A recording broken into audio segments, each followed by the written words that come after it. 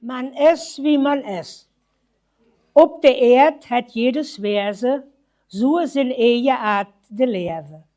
Lautstark, ohne Tün und Lies, jedes op zijn Art und Wies. Wie unterschiedlich dat dus is, wird an een Beispiel nu gewes. Eine Karpfen voelt sich wohl, hängende Rut in seine Pool. Hij schwamm in je Water rond, wie dat Frösche ja so dont, wie dat Fische so dont. Hij wordt gevoegd, hou Kompanie, maar wie man zet, wordt goed dabei. Maar ene deel ging hem op de nerven, ding het der maaie duks verderven.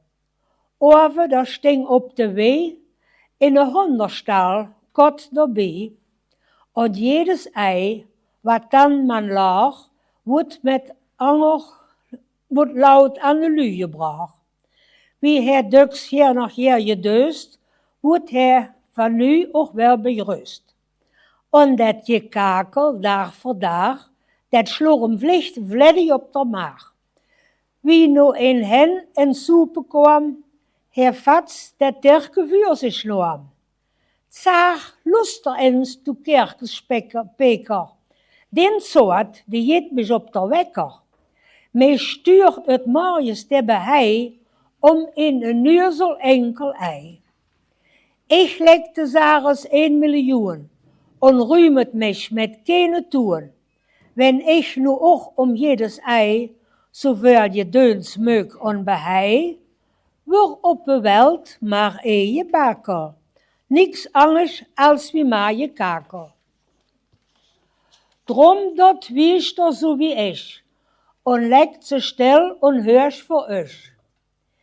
Die Hen, die schüttelt mit der Kopf und sagt, nu richt dich mal nicht op.